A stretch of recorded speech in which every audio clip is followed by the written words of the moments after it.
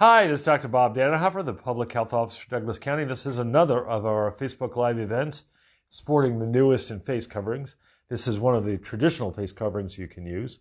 I'm going to take it down for the people in the audience who lip read. Anyway, good evening. It's a great week, I think. Some very positive things happened this week, and I have a whole list of things to talk about if we don't get questions. Overall in the world, this coronavirus is still really ravaging the world. We're starting to see big increases throughout the world, especially in areas that are not well suited to be taking care of lots of sick people.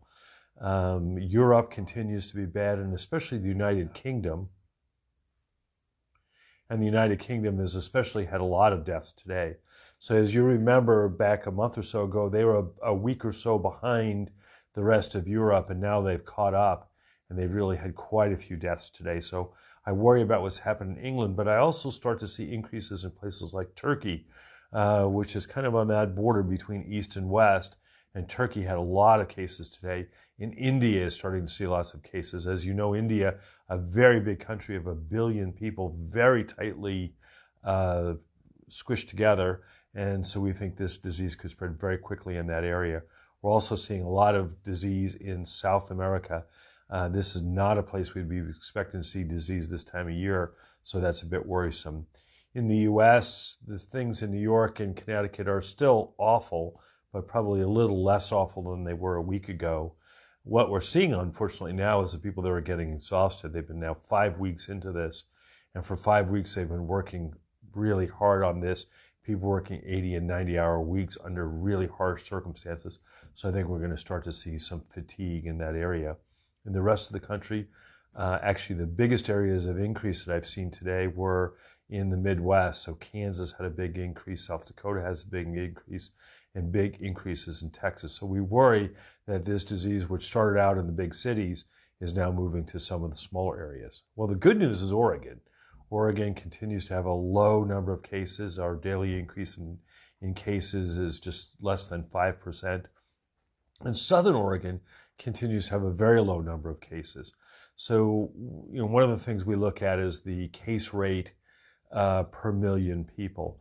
And if you took Oregon, Southern Oregon, the 5 counties in Southern Oregon, what you would see is that we have a case rate of about 200 per million, about 500,000 people in the area, and about 100 cases spread among us.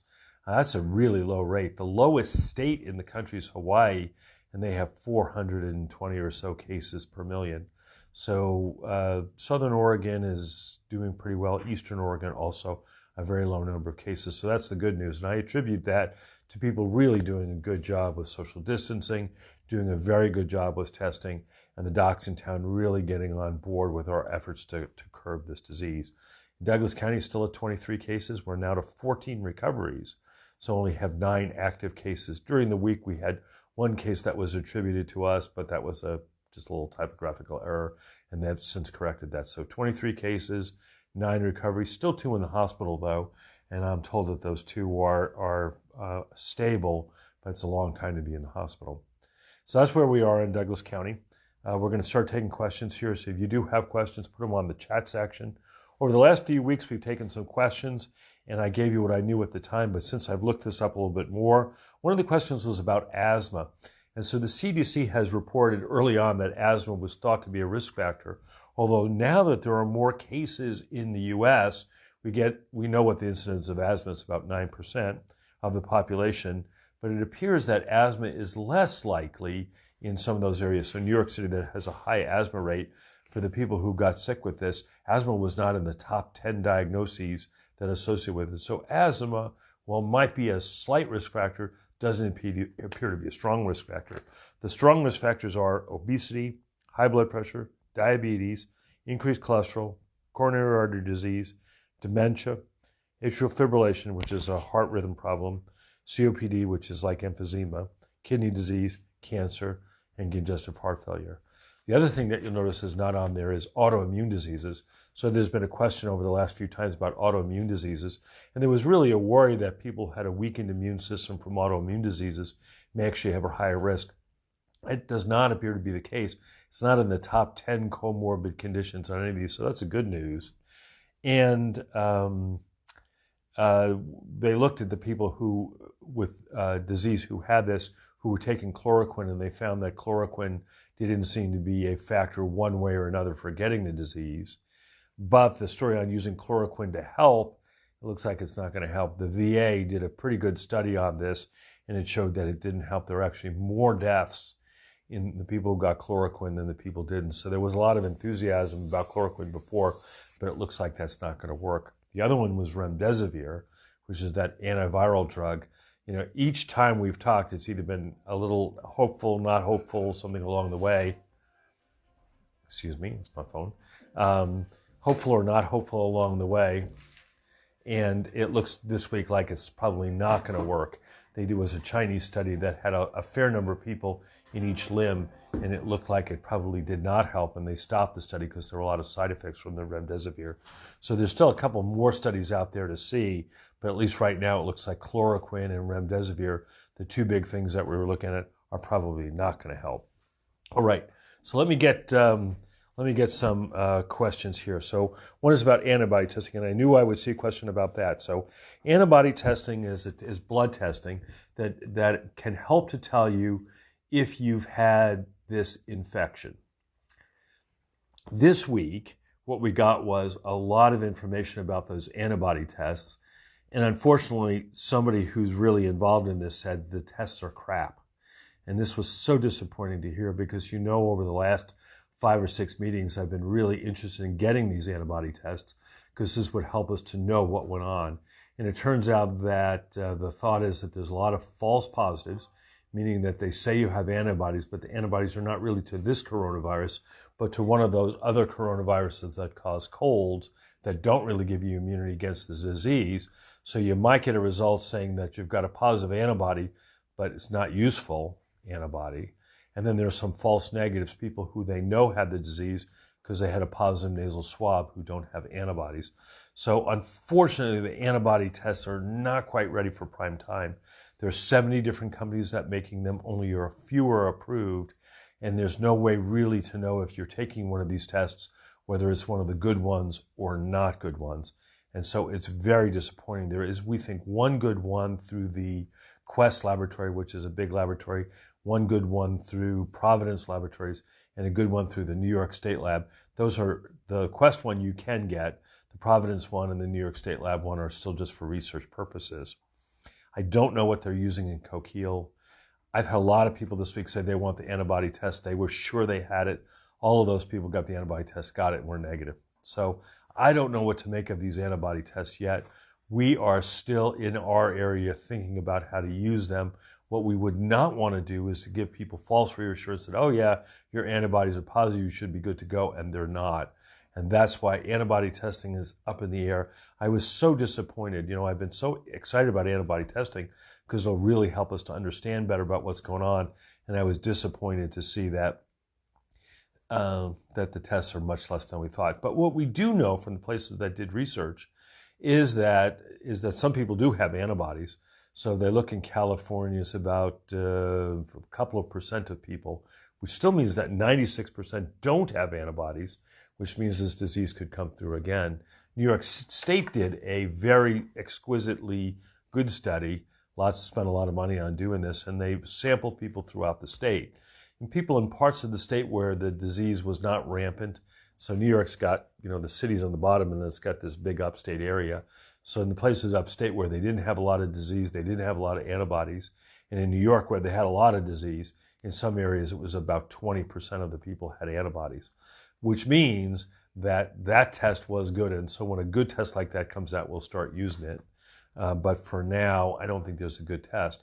But what it means, though, if 20% of the people in New York had antibodies, it means 80% don't, which means that this disease could, in the fall or some other time, come roaring back in New York City and would be not as bad as it was this time, but 80% as bad, which would still be pretty darn bad. So the bad news is we're not seeing anywhere where they have enough level of antibodies in the community to prevent it from spreading. We think you'd have to get to a level of 80 or 90% to prevent this from respreading, and no place in the world has gotten there. When we look at other places, Iceland was less than 1%. There was one little place in Germany that was 14%. In Wuhan, it was 3%. And so the antibody tests are interesting, but not yet ready for prime time. And when they get there, we'll do them. So I've read that people under the age of 50 are having strokes and heart attacks due to COVID. I did look into this, so I knew I was going to get this. This is about this weird clotting thing that's happening with this. So many diseases cause your clotting system to go haywire. If we look at all the systems in the body, maybe the most intricate system is what we call the clotting cascade. And so what that is it starts with one little insult, and then it makes a signal, and then that signal causes other ones to make more other protein, and another protein, and another protein. So it's all these factors that come out in the clotting cascade. It's a ridiculously complicated system. It's hard to believe that we have a system that's so complicated. But what we see is when people get sick, they'll get activation of this clotting cascade, and they'll have clots where they shouldn't, and then bleeding when they shouldn't. So you've got like the worst of both worlds. You're clotting when you shouldn't and bleeding when you shouldn't. And it's really, really hard to do. And indeed, these clots then go to people's brains and cause strokes. They're causing heart disease. They're causing, we think, some of the kidney disease we're seeing is from this clotting. So this is a huge problem in people who are sick. There's been some talk about using anticoagulants in the people who have this. The problem is then that their bleeding problems get worse. Their clotting problems are maybe better, but their bleeding problems are worse. So this is going to be an enormous problem. So I don't know which test Coquille Hospital is using. Somebody says they're using the Mayo Clinic test. I don't know. So I have diabetes. I'm an essential worker. Why is diabetes higher risk? Should I be concerned? I think you should be concerned. I saw something today that suggested that diabetes causes your immune system to work a little differently. And so we know diabetics are more prone to clotting problems like strokes and heart attacks. We know that they're more prone to other kinds of things, and it may be because of that interruption of the metabolic pathways that cause diabetes. But when we looked at the New York study, diabetes was right up there as one of the risk factors for a bad outcome with this.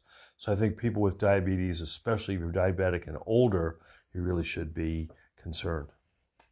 So if the state starts opening up, do you think we'll see more cases, Crystal asks. The answer is absolutely. So I was on a call today and we looked at what the projections were. And the projections are that if we open up the state, we're going to see more cases.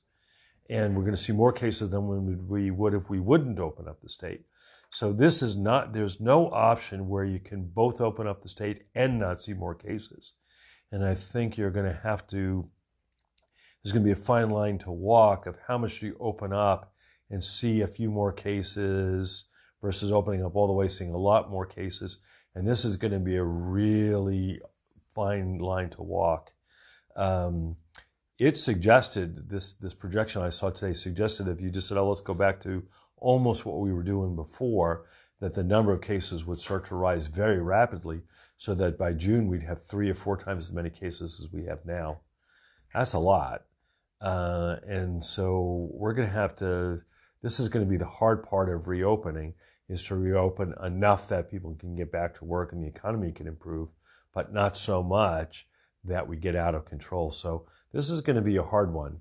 I worry, I think when we look at the population, there are both people who want to open the economy and then other people who say and then say that we're opening too fast. So I don't know what the right answer is on this, because medically we'd say everybody should just stay home forever and that would sort of stop the disease. But it's not just a medical decision, it's a medical, political, economic, social discussion, and so it's going to be very hard. There was a press conference today and they asked me to talk about this, and when I talked about it, I said medically it's very clear the best thing to do would be everybody stay home, but clearly that's not going to work economically, politically, and socially, so that's why we let the politicians make the tough decisions. So is it too soon to open things up? Mandy asks, well, you know, as I was just saying, it's a complicated decision, but if there's any place in the country that's ready to open up, it's probably Southern Oregon. And there are 4 reasons. Remember, there are 4 things you need to do to open up. The first is you have to have a low or declining case rate, and we indeed do. We actually have fewer active cases now than we had 2 weeks ago. The second thing that you need to have is you need to have adequate PPE, and I think we do have adequate PPE in the community. We actually have more in the stockpile now than we had when this all started. Now, that doesn't mean more in the community, but more in the emergency stockpile. So our emergency stockpile has been built up. Third thing that you need is you need to have adequate testing, and we have testing. In fact, our big problem with testing now is we don't have enough people referred for testing. So we're talking about testing. And the testing they're talking about is not antibody testing. The testing they're talking about, adequate testing, is the molecular testing, and we have adequate for that. We did our 14th or 15th clinic today. We have all the results back from Tuesday already, so the turnaround time is good. The amount of swabs is improving, and so I think testing is really getting there. So we have testing, and then the fourth thing you need is you need to have a public health staff ready to go ahead and investigate cases should you see them, and we're all ready for that. So I think we have the four things here in Douglas County, so I think we can open up. But opening up doesn't mean like, oh, let's just go back to the way we were in January. I think opening up means perhaps allowing small gatherings. It means perhaps allowing certain businesses that are closed to open with social distancing. It might mean, for example, allowing restaurants that had counter service to now open up to a few tables. So we're going to figure out in the next few weeks what that means. But I think it is, I'm always going to be nervous about opening up because I know it's going to mean more cases, but I really don't think we can have everything economically shut down for a long time. So what are the percentage of people surviving after being on a ventilator, Nancy asks. This is a little hard to know because the indications for putting people on ventilators is different. But when you look at people who go on a ventilator, they have a high mortality rate. So the best mortality rate I've seen is 30% of people have been on ventilators. The worst I've seen is 80. So that's bad. So I think people who wind up on a ventilator have a high chance of dying. So that's the reason we want to avoid people getting the disease, so they avoid getting so sick, so they avoid being on the ventilator, because it appears that there's none of these therapeutics that work. As we said earlier on, looks like chloroquine is not going to work. Looks like remdesivir is not going to work, although there's still more studies coming out. But I was hoping that we'd see a great, strong positive signal on either of those, and we haven't. So is the antibody test available here? Yes, it's available through Quest Labs, and your doctor can order that. And how will the results help us as a community? Well, it could help us in a couple of ways, right? Imagine if you took the people who had the disease and tested their antibodies. If their antibodies were positive, that would help to know that they could be donors of convalescent serum, so that could help. If their if somebody had a test here and the swab test was negative and the antibodies were negative, it would give you reassurance that that test was accurate. Now, as I said, I've had all these people this week say, oh, the antibody test is out, I want it. I'm sure I had it even though my swab was negative. They've all been, if their swab was negative, their antibody test was negative. And it could also help us with the community knowing about how many of the people really had this. So if we do this and find that the antibody levels are, say, 5% positive, it would suggest that 5% of the people in the community had this. Now, the problem with this is there are false positives. So, for example, in LA, they looked and they said up to 4% of the people had it, but there are some people who said, well, 3 out of those 4 could have been just a false positive. So with low numbers, false positives really become a big issue. And so I'm not sure about that, but we'll find a good way to do it. So Karina says, could you describe ECMO? It's ECMO, which is extracorporeal membrane oxygenator. And this came up when we started to do heart-lung bypass. So imagine working on a heart while it's pumping. It's really hard to do, right? Because it's moving around and it's really moving, and there's no way to sew or do a valve or whatever. So when they started to do open heart surgery, what they figured out was they could make an artificial heart-lung machine. And the way that works is it takes the blood that comes from your body, pumps it through this machine, it adds oxygen, gives it back to your body, and then it gets pumped out. It is a very complicated deal. And so, going on a heart-lung machine for open heart surgery is a big deal. Doing it to treat a disease like this is really a big deal, because typically on a heart surgery you're on for an hour or two. With this, you could be on for days. So it's really heroic intervention, and we just hope it works. So how long can COVID survive in your hair? They've done a bunch of these studies where they looked how long it survives on paper, on wood, on metal, and whatever else, and it lives for a while. The thing that we don't know is, we know the RNA lasts there for a long time, but whether that's really live, we can't tell you. So we always have the situations, in these crime shows where somebody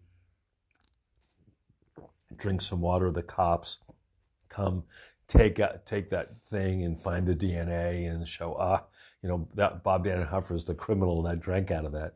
Well, that doesn't mean that there's little Bob Dannenhoffers on that lid there. It just means it's my DNA. And similarly, when we find DNA on surfaces, it doesn't mean that it's necessarily infectious. Hair is not thought to be a big place where you get this disease. Again, the thought is that it's mostly going to be droplets that's going to do this. So Karina asks, where does dental fall in the reopening phases? So there was a supplementary piece to the hospital one about dental practices, and dental practices can also open up on May 1st. Dentistry is especially complicated because, for the most part, you do dentistry with your mouth open, not surprisingly. So you can't really put a mask on the patient. And so there's somewhat of a risk that patients, especially when you're drilling and spraying and whatever else, that they're going to create an aerosol, which is going to be a risk to the dental workers. Also, that the person who's doing this is so close to you, usually within just 16 or 18 inches for a long time as they're doing a cleaning or a filling, that we think that's a high-risk thing. So dental is going to reopen, but it's probably going to reopen in slowly and then in phases. So somebody asked, as a member of the task force, do you think there's a chance that communities like ours could be open? So not speaking as a member of that task force, because we agreed not to discuss our things. Speaking as somebody who's sort of knowledgeable, it certainly makes sense for different areas of the state to do different things. So, for example, up in the valley today, there were 50 some odd cases. Some counties had 20 cases in a day. There's no way to keep on top of things when you have 20 cases in a day. We've had 20 cases in 2 months. We could be on top of things. There's some counties that have had no cases at all. And so it certainly does make sense for certain areas that are lower risk, that haven't been through this big upsurge of cases, to start before that. If we waited as a state for everybody to be ready, it's going to be a long time. If we waited for the places that are now ready, it could be much shorter.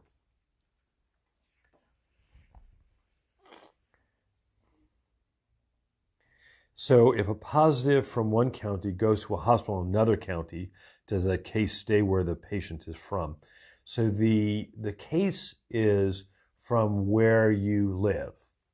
So you remember a week or so ago, our case number actually went down for a day because it was somebody who was from another state came, got tested in our state, got counted in as a Douglas County case, but then got reclassified back to their original place.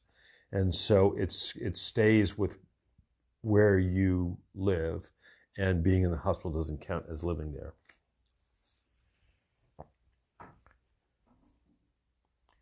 So when is our county going to do more testing? We're going to do more testing twice a week. Again, we've opened it up. Anybody who is symptomatic can get it. Anybody who's asymptomatic, whose doctor wants them to get it, can get it. And our problem in the clinics has not been a lack of supplies or a lack of availability. It's been a lack of patients. So we could do 45 patients a day. On Monday, we only did 10 or 11.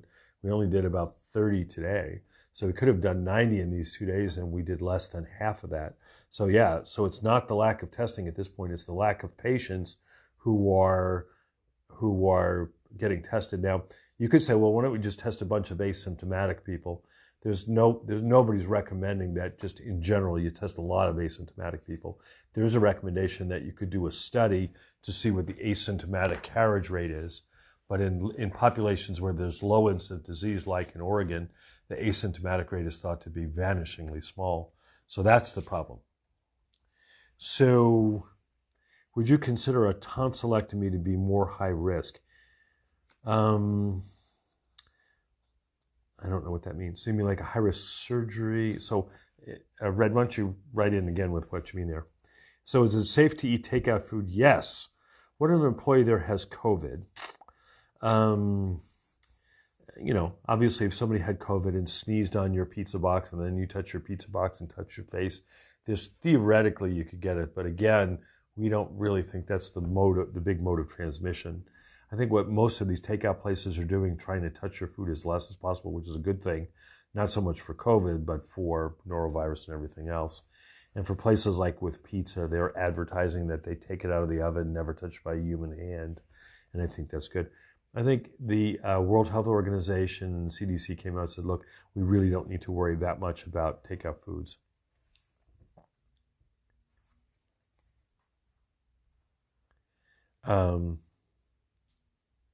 So the fair said they'll go on. How will that work when thousands of people gather daily? I heard that. I don't know. I think it is pretty unlikely that by the 1st of August we're going to want 20,000 people to gather at the fairgrounds. But I don't know what things are going to be like in that time. I mean, we could come up with a magic cure or have disease being really low, but I don't think there's any way to enforce distancing at the fair. So I don't know what's going to happen with the fair. They haven't talked to me yet.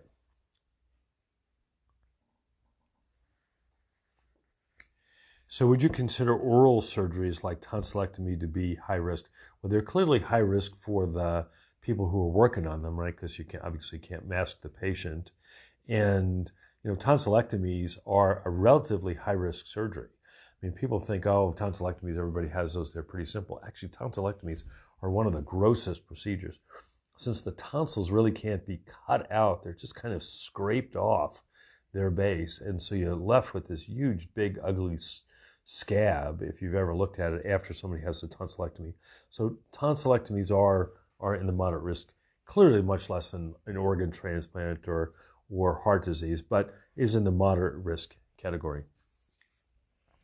So how long is someone contagious after having COVID-19? Boy, this is the question nobody really knows. We think that people are still contagious while they have symptoms of cough and fever and no longer contagious 3 days after, although you can sometimes still recover virus from people weeks later. And so, there's stories of people going, feeling all better, symptoms all resolved, going in to donate convalescent plasma and still having a positive test. And again, they have a positive test, but we're not sure if they're contagious. We had a state call about this today, and everybody was saying, look, there's just no data that people who are asymptomatic and still testing positive for the virus are a source of much infection. But this is one of the ones that we'll figure out later on. So I heard that Mercy's doing antibody testing. Yeah, I think everybody's doing antibody testing. And so it's a test that they can send out to these other labs, and I think that's okay. So if people really want to get it, that would be okay. Again, I would caution people, though, not to put too much hope in the results. I mean, statistically, it'd be useful to know how many people had it. Individually, I'm not sure, because we don't know if you have a positive antibody test, that means that you are really immune. And it really doesn't change what you would do. So if I had a test that said, oh, Bob, yeah, you did have this, that was positive, I still would certainly wear a mask and do everything else the same. So I'm not sure that it helps much. So Jessica says, what do you think about local sports teams being to play again? I like sports, and I'm really missing sports. The fact that the NFL draft, one of the world's least interesting shows, got incredible ratings last night because it was the only sports thing that's been on TV for a long time, was a little disappointing. I don't know. I mean, the problem with sports are several. One is you have a lot of travel, right? So if you talk about Major League Baseball, there's lots of travel, and it's not just the 25 guys on the team that come. It's 25 guys on the team, another 25 people, announcers, ball boys, and everything else that go along. And there's a lot of hanging out in the locker room and hanging out at other places where there's a chance that the disease will spread. There's a little bit of chance on the field, but in baseball, not very much. Football, a lot more. You can imagine all those guys in the huddle will do it, or the guys on the offensive line breathing hard, yelling at each other. They would really be at risk for spreading it. But the big deal with sports is the crowds, right? So the crowds are close, they're yelling, There was an interesting demonstration the other day that looked at how respiratory droplets go. So breathing just a little bit, talking a little bit more, shouting or yelling a bunch more, coughing a bunch more, and then sneezing even still more. So you can imagine at a game here where you're yelling and screaming at your team, there's going to be a lot of respiratory droplets, which are really a risk. So I don't know about sports. Now, there's some sports you can get back to. I think golfing is still going on, which is great. I think you could probably do tennis. You're always going to be about 40 feet apart. I think you could certainly do running and biking. You're going to be far apart, so you could do those sports. But I think sports that have big crowds in the stands and sports where the people are really close are problematic. So Nick says, will open air dining this summer help? I don't know what we're going to do about open air dining. The thought is, there's a very interesting article that Ryan, and thank you Ryan, sent me about super spreader events. And it turns out that most of these super spreader events have been indoors. There are very few outdoor super spreader events. And so being outdoors and open air is thought to be much less risk than being inside. So do you think there'll be a second round this flu season? Bob asks. Yeah, I think there will. Interesting article in the magazine Science that looked at the other coronaviruses and their seasonal peaks, and they tended to peak in the wintertime, go a little bit away in the summertime, and then come back again in the fall. So unless we have enough herd immunity, which I don't think there's any chance we'll do that, or a vaccine, which is unlikely, it is likely this will come back in the fall as temperatures change, as people gather more, and as flu starts to come up, because many of these viruses follow a winter humidity and whatever pattern. This virus has not followed a marked decrease in the summertime, but it certainly could have a marked increase again in the fall, and that's very worrisome. So please explain asymptomatic people and how long are they contagious. So asymptomatic people are people who have the infection and have no symptoms thereof. It seems that young people especially can get this asymptomatically. So for example, on the Teddy Roosevelt, this aircraft carrier, most of the people on there are in their 20s. So aircraft carriers are the most amazing thing. Haven't been a long time in the Navy.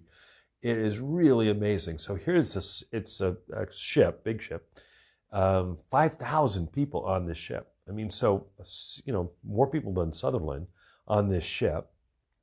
They have an airport on the top, a nuclear power plant in the bottom, a full-service hospital inside, and then, all these weapons. So it's truly remarkable what an aircraft carrier is. And most of the people on the aircraft carrier are in their 20s.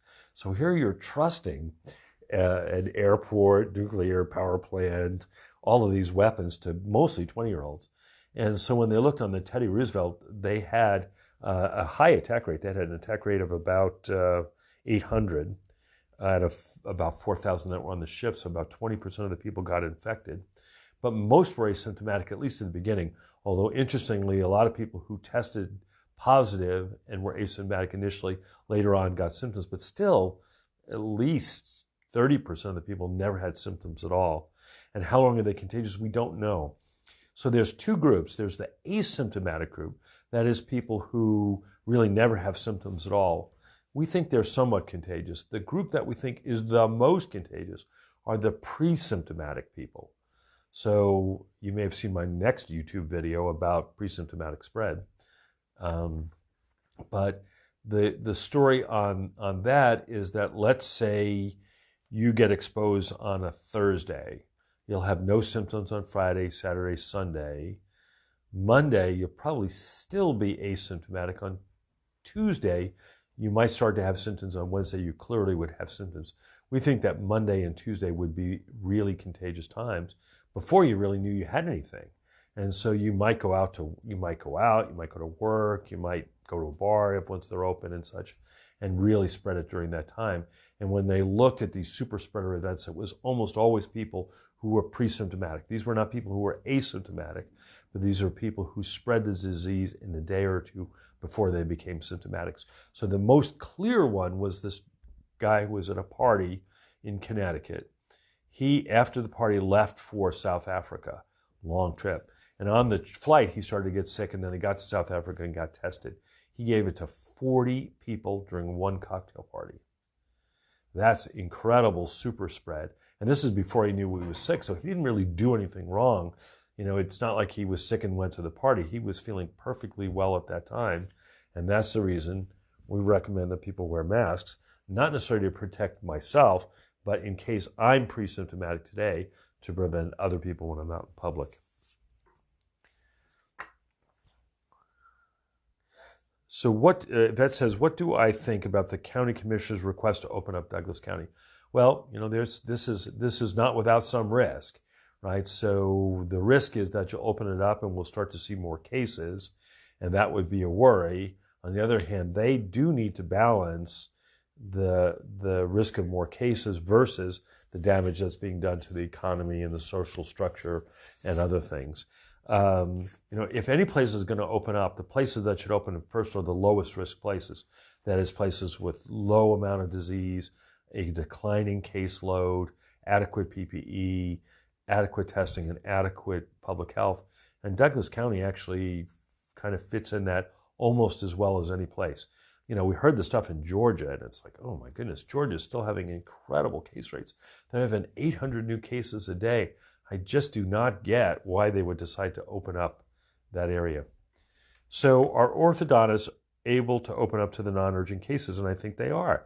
And I think for many of the orthodontists, you know, this is going to be a risk, right? When they do this tooth straightening and whatever, not doing that for a few weeks actually does have some effect on the long-term outcome.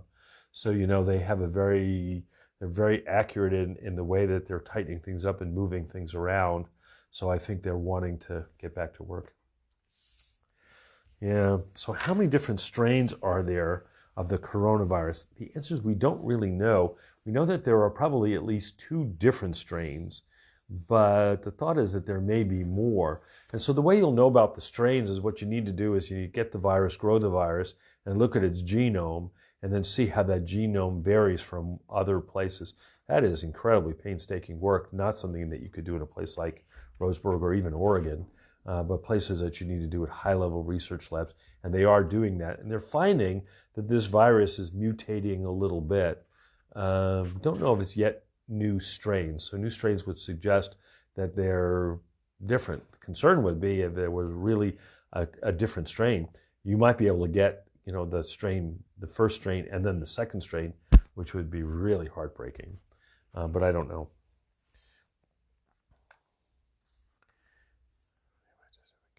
So said, what would be the reason for an antibody test if I can't donate blood? I don't know if, I mean, the reason people would want to get an antibody test would be a couple reasons. One is to see if that bad thing you had in January, February really was COVID. The other reason to get it might be if it might give you a little bit sense of comfort if you're going to have to do something like travel or whatever else. But until the antibody tests are sort of straightened out, I'm not strongly recommending it, and I won't get one. Is it true that most people recover just fine? The news looks so scary. Yeah, most people are going to recover fine. So out of 100 people, again, it really depends upon your age, but let's take somebody who is my age, in the 60s. Most of the people in the 60s are going to get this, are going to be either asymptomatic or mildly symptomatic. Some people are going to be so out of 100, 80 will be either asymptomatic or mildly symptomatic, meaning that they're never going to need any treatment or anything else. About 15 out of that 100 are going to be pretty sick, so that they're going to wind up in the hospital and short of breath. So, for example, some of the cases we have now, you know, these are otherwise previously healthy people who are now on continuous oxygen. These are people who were previously well and now can't even think of walking up the stairs because they're that weak and whatever from the disease. So about 80% are going to be asymptomatic or mildly symptomatic. About 15% are going to be sick, but we think that 15% is going to survive. About 5% is going to wind up in the ICU. It's really a scary place to be in the ICU with this COVID, because in the ICU, some of those people are going to get intubated, and of those people get intubated, most are not going to make it probably. So we think for somebody my age that about 5% would wind up in the ICU, and about half of those would die. So a 2.5% death rate from this infection is far higher than anything else I'm thinking. Right? My 5-year cardiovascular death rate is only like 1.6%, and that's over 5 years. This would be over the space of 2 weeks when I had the disease. So, this is something to worry about. But I think what you see is the bad stuff. You don't see this person had it and they never even knew they had it, or they had it and they coughed a little bit and were fine. You really do start to see the worst parts of this. Will everything get shut down again if we get a second round, Candy asks. And it might. It depends upon what we see. But if you had a second round as bad as New York had, or a second round as bad as Louisiana had, things will get shut down again. And that's a big fear, because shutting things down the first time was hard, and really hard. But think about a business who shut down, did all the work to shut down, do its employees, open up for 3 months, and then have to shut down again. I think that will be really demoralizing. So that's, I think, the reason that places that are opening up want to go really slow, so that if they do have to tighten up again, it doesn't have to be that total shutdown. So what do you think about dancing at breweries? I like dancing at breweries. I'm a terrible dancer, but I love to watch other people do it. So much of the joys of life are going to ball games, are going to the bar, or are going to splits and watching ball games at splits. All things I really like to do. I think right now there's some danger involved in that. dancing, you wind up with some very close contact, presumably with the person you're dancing with, and then other contact with people on the floor. So I think that's at this time I would sort of leave it. But the hope would be we'll get this enough under control that we can get back to that. So can I explain the herd suggestion recently in the newspaper article? So herd immunity means that enough people have a disease so that the disease won't spread. And the best example of that is measles.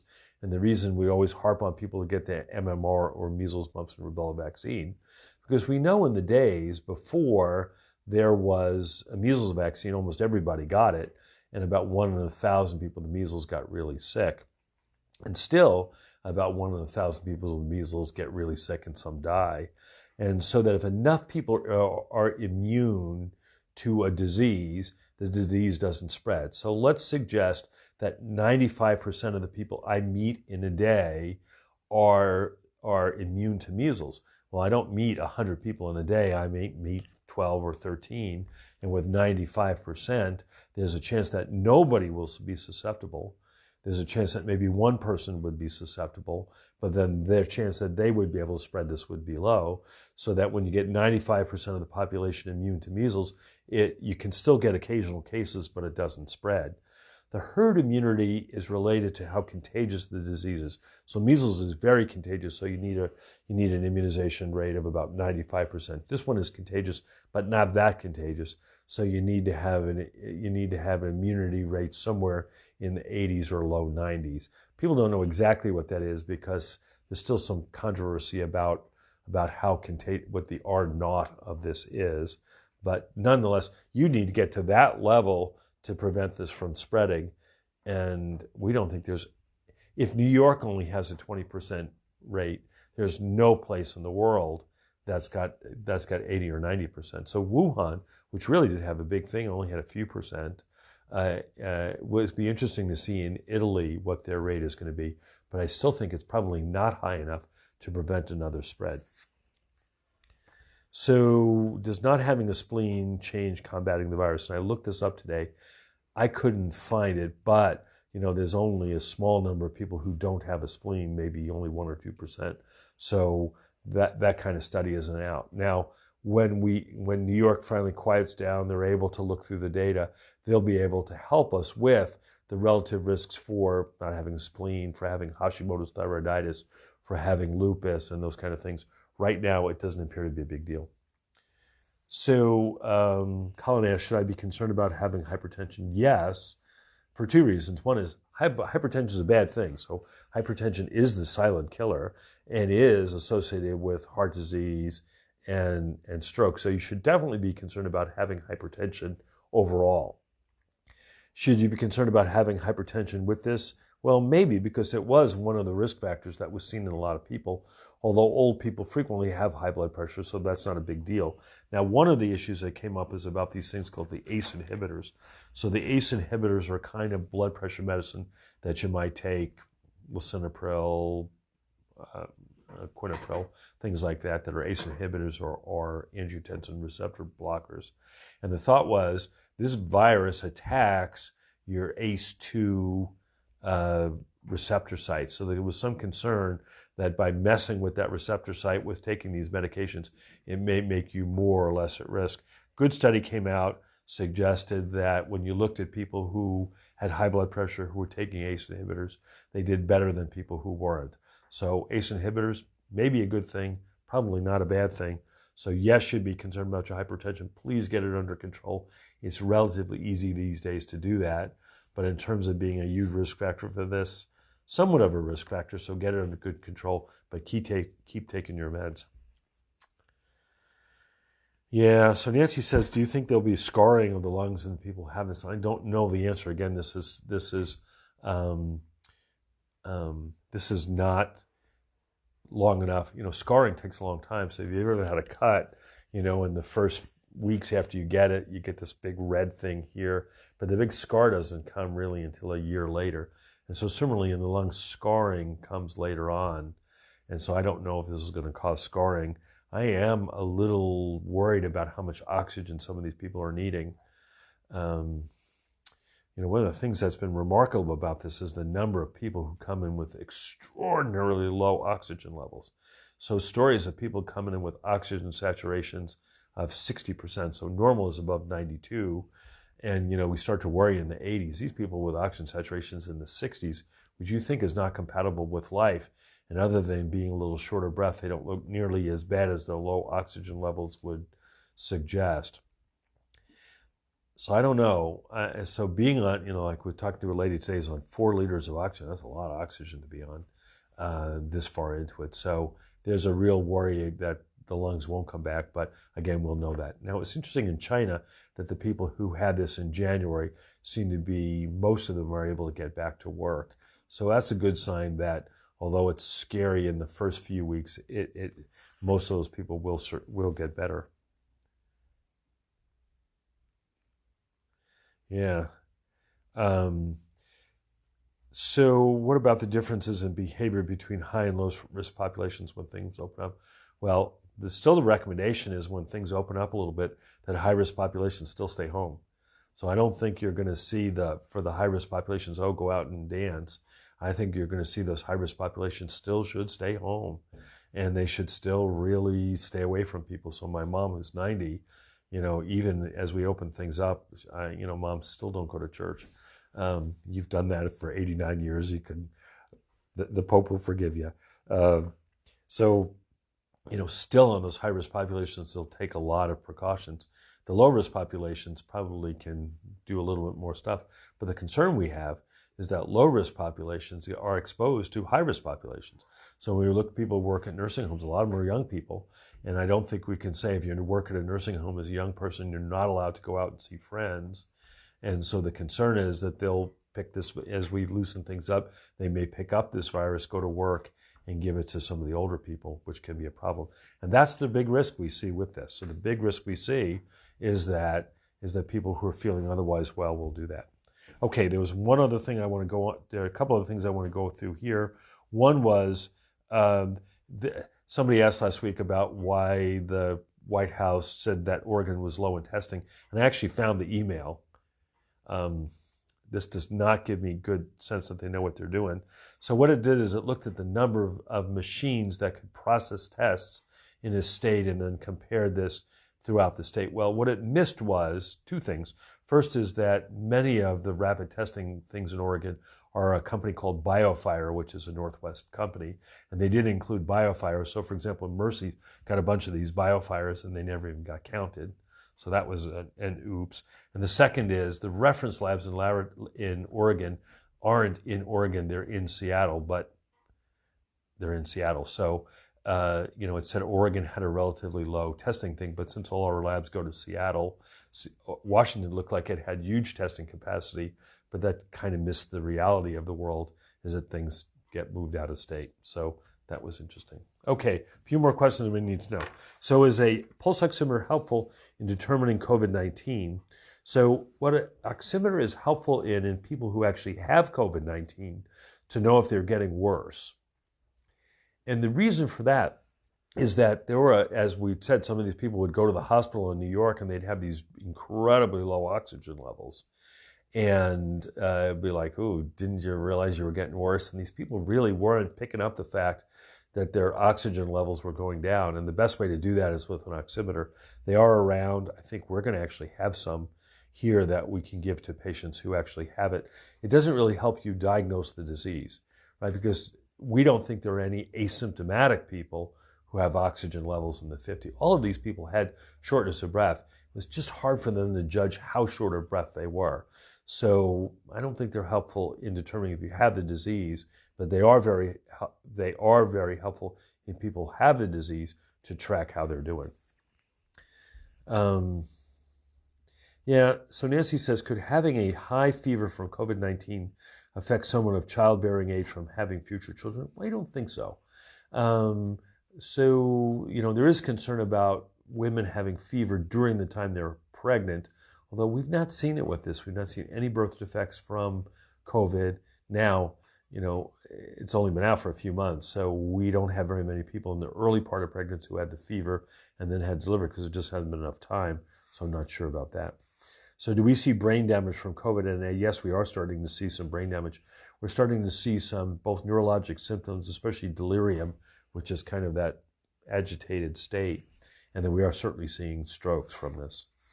So my husband has cardiovascular disease. Is he at high risk? Yes, because cardiovascular disease is a bunch of different things, but 3 of the top things were cardiovascular disease, coronary artery disease, atrial fibrillation, and congestive heart failure. So I think they are at high risk. And so even if things open up, I'd still recommend that high-risk people stay home. So what days and times are we doing these live updates? Just a perfect entry every Monday and every Friday from 6 to 7. And then we'll do additional ones if need be. We'll do additional ones if need be. So that's it. Another question, can I sterilize masks with my CPAP machine sterilizer? I don't know. The sterilization ones that are approved for that are ultraviolet, called Battelle machines. I don't know about the ones that I use for CPAP. It'd be interesting to know because there are probably a lot of those CPAP sterilized machines. It'd be interesting to know if you could sterilize masks, but I will try and look that up for you. Okay, let me see if I had anything more. We're running out of questions. Oh, the other question was, somebody asked last time about the Stanford study. I said, well, there are a lot of Stanford studies. And I think the Stanford study they were looking at was looking at the background rate of infection in California. And again, this used an antibody test, and it suggested that up to 4% of the people in California might have had this virus, suggesting then that there were a lot of asymptomatic or mildly symptomatic infections that didn't get pickup. So that was not a big surprise. The concern on that study was whether there were false positives, right? Because if there were some false positives, and that's even 2 or 3%, it would then really interfere with those numbers. So if there were 3% false positives and 1% true positives, they give you a 4% number. A little hard to know what to make of that. But I think what we're learning is that there probably are a lot of asymptomatic infections or mildly symptomatic infections where people didn't go to the doctor. Because when you look at the aircraft carrier, when you look at the Diamond Princess, when you look at the people who worked at the nursing homes, there probably are a lot of people with asymptomatic infections. And this is going to make this really, really, really hard to get under control. Because what epidemiology is actually connecting the dots. So you have this infection, and then you find this person and this person. But if some of the dots in between are people who are asymptomatic or mildly symptomatic, it's going to be hard to know. So a reporter asked me today, well, explain that to me. And I said, well, this is somebody I know. I said, but I haven't seen you in weeks. So there'd be no way that I could go ahead and give you the infection directly. But there's a number of people who you have seen and the people that I have seen. So if that person in the middle was an asymptomatic person, they could give it to both of us. And so our cases would be connected, but since they were asymptomatic, it would be so hard to know how to pick that out. So asymptomatic transmission in this is probably important. And that's the reason to wear a mask, so that people who are asymptomatic are not spreading it to others. Okay, well, I'm told that's all the questions we have.